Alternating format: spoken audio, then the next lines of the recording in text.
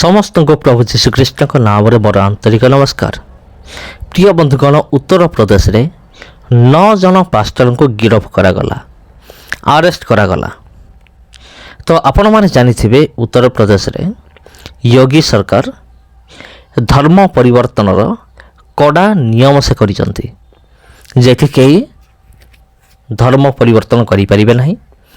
ଯଦି ପ୍ରମାଣ ମିଳିଗଲା ତେବେ ସେମାନଙ୍କୁ ଜେଲ୍ ଦଣ୍ଡ ଭୋଗିବାକୁ ପଡ଼ିବ ବା ତାଙ୍କ ବିରୁଦ୍ଧରେ ଆଇନଗତ କାର୍ଯ୍ୟାନୁଷ୍ଠାନ କଠୋର ଭାବରେ ଗ୍ରହଣ କରାଯିବ। ଏହିଭଳି ଆଇନ ଅଛି ୟୁପିରେ ବା ଉତ୍ତରପ୍ରଦେଶରେ। ଘଟଣାଟି ମଧ୍ୟ ଉତ୍ତରପ୍ରଦେଶର ଅଟେ ବନ୍ଧୁଗଣ। ଏହି ଘଟଣାରେ 9 ଜଣ ପାଷ୍ଟରଙ୍କୁ ଗିରଫ କରାଯାଉଛି। ସେମାନଙ୍କୁ ଆରେଷ୍ଟ କରିକି ଥାନାକୁ ଅଣାଯାଉଛି। ସେମାନଙ୍କୁ ଜେଲରେ ରଖାଯାଉଛି 9 ଜଣ ପାଷ୍ଟରଙ୍କୁ। ଆଉ କାହିଁକି ସେମାନଙ୍କୁ ଆରେଷ୍ଟ କରାଗଲା?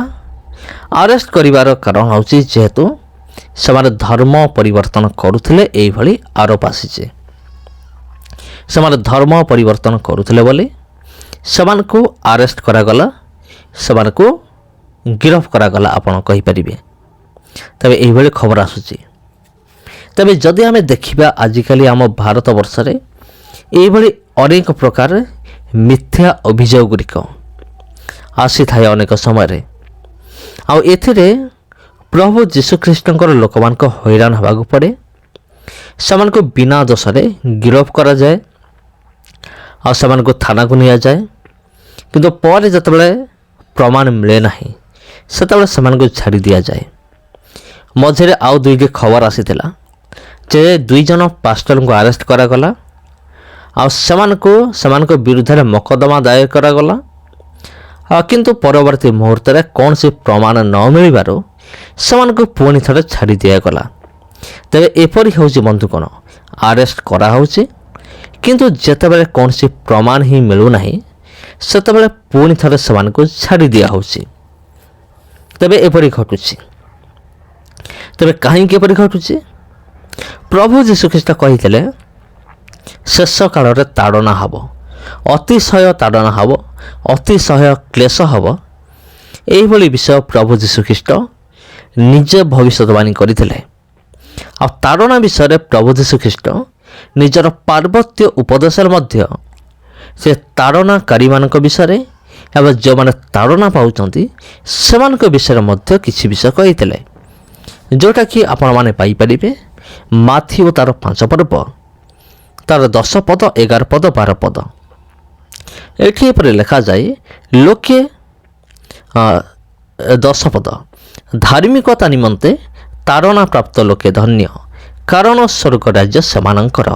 11 ପଦ, ଲୋକେ ଯେବେ ତୁମ୍ଭମାନଙ୍କୁ ମୋ ସକାଶେ ନିନ୍ଦା ଓ ତାଡ଼ନା କରନ୍ତି, ପୁଣି ମିଥ୍ୟାରେ ତୁମ୍ଭମାନଙ୍କ ବିରୁଦ୍ଧରେ ସମସ୍ତ ପ୍ରକାର ମନ୍ଦ କଥା କହନ୍ତି, ତେବେ ତୁମ୍ଭେମାନେ ଧନ୍ୟ। 12, ଆନନ୍ଦ କର ଓ ଉଲ୍ଲସିତ ହୁଅ, କାରଣ ସ୍ୱର୍ଗରେ ତୁମ୍ଭମାନଙ୍କର ପୁରସ୍କାର ପ୍ରଚୁର।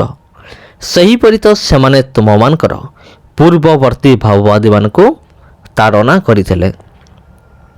ତେବେ ପ୍ରିୟ ବନ୍ଧୁଗଣ, ଏଇ ଯେଉଁ ତାଡ଼ନା ଇଏ ହେଉଛି ଆଜିର ନୁହେଁ। ଏହି ତାଡ଼ନା ବହୁତ ବର୍ଷ ହେବ ରହିଆସିଅଛି। ଏପରିକି ପ୍ରଭୁ ଯୀଶୁଖ୍ରୀଷ୍ଟଙ୍କ ସମୟରୁ, ଏପରିକି ପ୍ରଭୁ ଯୀଶୁଖ୍ରୀଷ୍ଟଙ୍କର ଜନ୍ମ ପୂର୍ବରୁ ମଧ୍ୟ ଭାବବାଦୀମାନଙ୍କୁ ତାଡ଼ନା କରାଯାଉଅଛି। ସେହି ସମୟରୁ ତାଡ଼ନା ଅଛି, ଏବେ ସୁଦ୍ଧା ତାଡ଼ନା ରହିଛି ଏବଂ ଆଗାମୀ ଦିନମାନଙ୍କରେ ବି ତାଡ଼ନା ରହିବ। ତେବେ ଏଇଟା କୌଣସି ଏକ ବିଚିତ୍ର କଥା ନୁହେଁ, କାରଣ ଯଦି ସେମାନେ ଭବିଷ୍ୟତ ବକ୍ତାମାନଙ୍କୁ ତାଡ଼ନା କରିଥିଲେ, ଯଦି ଯୀଶୁଙ୍କ ସମୟରେ ଶିଷ୍ୟମାନଙ୍କୁ ତାଡ଼ନା କରାଯାଇଥିଲା, ତେବେ ବର୍ତ୍ତମାନ ବି ତାଡ଼ନା ହେଉଛି। ଏଇଟା କୌଣସି ଗୋଟେ ନୂଆ କଥା ନୁହେଁ। ତେବେ ସବୁଠାରୁ ବଡ଼ ବିଷୟ ହେଉଛି, ମୁଖ୍ୟ ବିଷୟ ହେଉଛି ଯେ ଲୋକମାନେ ଆଜି ମଧ୍ୟ ପ୍ରଭୁ ଯୀଶୁଖ୍ରୀଷ୍ଟଙ୍କ ପାଖକୁ ଆସୁଛନ୍ତି, ସେମାନଙ୍କ ମନ ପରିବର୍ତ୍ତନ କରୁଛନ୍ତି। ଅନେକ ସାକ୍ଷ୍ୟ ଆପଣ ଶୁଣିଥିବେ ଯେ ଅନେକ ସାକ୍ଷ୍ୟ ଦିଅନ୍ତି, ମୁଁ ପୂର୍ବରୁ ବହୁତ ବଡ଼ ଗୁଣ୍ଡା ଥିଲି, ବଦମାସ ଥିଲି, କିନ୍ତୁ ପ୍ରଭୁ ଯୀଶୁଖ୍ରୀଷ୍ଟ ମୋତେ ଛୁଇଁଲେ, ମୋତେ ପରିବର୍ତ୍ତନ କଲେ, ମୋ ହୃଦୟକୁ ପରିବର୍ତ୍ତନ କଲେ। ଏବେ ମୁଁ ପ୍ରଭୁ ଯୀଶୁଙ୍କର ସେବା କାର୍ଯ୍ୟ କରୁଛି। ଏମିତି ସାକ୍ଷ୍ୟ ଆପଣ ହୁଏତ ଶୁଣିଥାଇପାରନ୍ତି, ଶୁଣିଥିବେ କି ନାହିଁ ମୁଁ ଜାଣେ ନାହିଁ। କିନ୍ତୁ ମୁଁ ଶୁଣିଛି ବନ୍ଧୁଗଣ ଏଇଭଳି ସାକ୍ଷ୍ୟ, ଆଉ ସେମାନେ ସାକ୍ଷ୍ୟ ଦିଅନ୍ତି ପୂର୍ବରୁ ମୁଁ ଏମିତି ଥିଲି କିନ୍ତୁ ପ୍ରଭୁ ଯୀଶୁଖ୍ରୀଷ୍ଟ ମୋ ଜୀବନକୁ ପରିବର୍ତ୍ତନ କଲେ। ତେବେ ପ୍ରିୟ ବନ୍ଧୁଗଣ, ସମସ୍ତଙ୍କୁ ଖ୍ରୀଷ୍ଟ ପ୍ରେମରେ ଆନ୍ତରିକ ନମସ୍କାର। ତାରଣ ବିଷୟରେ ଆପଣଙ୍କର ଯଦି କିଛି ପ୍ରଶ୍ନ ଥାଏ ତାହେଲେ କମେଣ୍ଟ ବକ୍ସରେ ମୋତେ ପଚାରନ୍ତୁ। ସମସ୍ତଙ୍କୁ ଖ୍ରୀଷ୍ଟ ପ୍ରେମରେ ଆନ୍ତରିକ ନମସ୍କାର।